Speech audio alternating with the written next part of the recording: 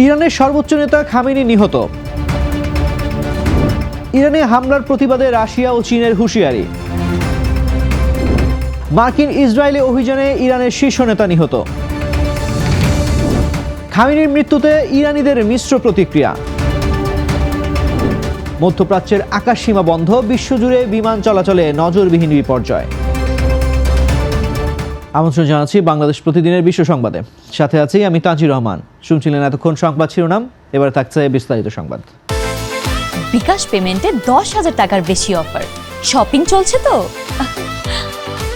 Israel ও যুক্তরাষ্ট্রের যৌথ বিমান হামলায় ইরানের সর্বোচ্চ নেতা আয়াতুল্লাহ আলী খামেনি নিহত হয়েছেন। আজ রোববার সকালে ইরান সরকার এই তথ্য নিশ্চিত করে দেশে 40 দিনের শোক ও 7 দিনের ছুটি ঘোষণা করেছে। তেহরানে খামেনির কার্যালয়ে চালানো এই অভিযানে তার মেয়ে, জামাতা ও নাতিসহ প্রায় 40 জন উচ্চপদস্থ কর্মকর্তা নিহত হয়েছেন।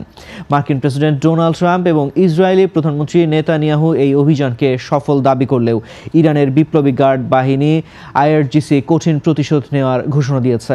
বর্তমানে তেহরান সহ ইরানের 18টি প্রদেশে হামলা অব্যাহত রয়েছে, যাতে এখন পর্যন্ত অন্তত 133 জন বেসামরিক নাগরিক নিহত হয়েছেন।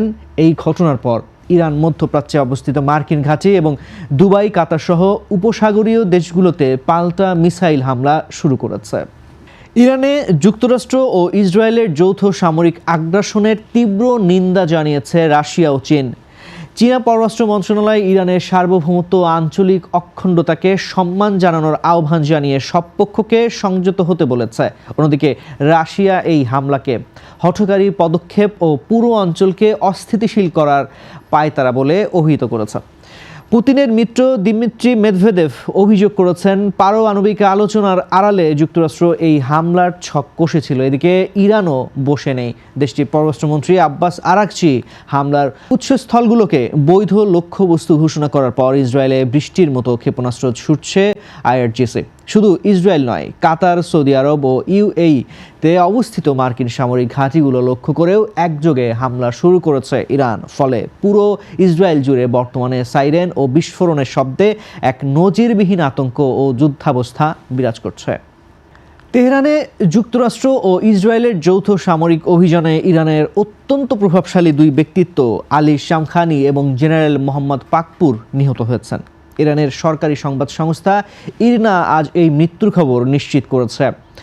আলী শামখানি ছিলেন ইরানের সর্বোচ্চ নেতার প্রধান রাজনৈতিক উপদেষ্টা এবং জাতীয় প্রতিরক্ষা পরিষদের সচিব, যিনি দেশটির নীতি নির্ধারণে গুরুত্বপূর্ণ ভূমিকা পালন করতেন। অন্যদিকে নিহত মোহাম্মদ পাকপুর ছিলেন ইসলামিক রেভলিউশনারি গার্ড কর্পসের পদাতিক বাহিনীর প্রধান। ইরানের প্রতিরক্ষা ও রাজনৈতিক কাঠামোর এই দুই শীর্ষ স্তম্ভের মৃত্যু দেশটির জন্য একটি অপূরণীয় সামরিক ও রাজনৈতিক আঘাত হিসেবে দেখা হচ্ছে।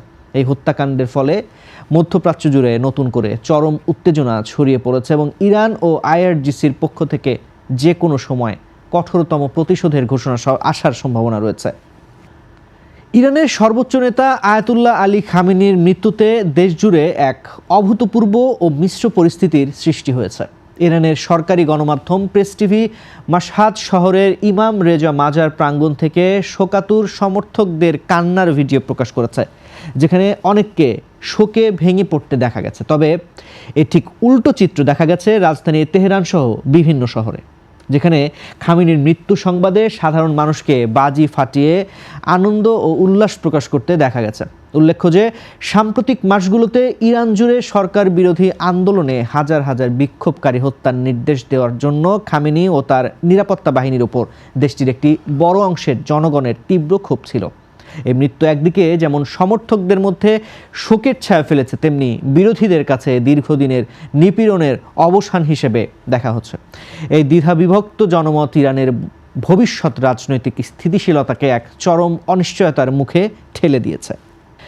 ইরানের ইসরায়েল ও যুক্তরাষ্ট্রের হামলার পর মধ্যপ্রাচ্যের 8টি দেশ তাদের আকাশসীমা বন্ধ করে দেওয়ায় বিশ্বজুড়ে বিমান চলাচল চরম বিশৃঙ্খলা সৃষ্টি হয়েছে।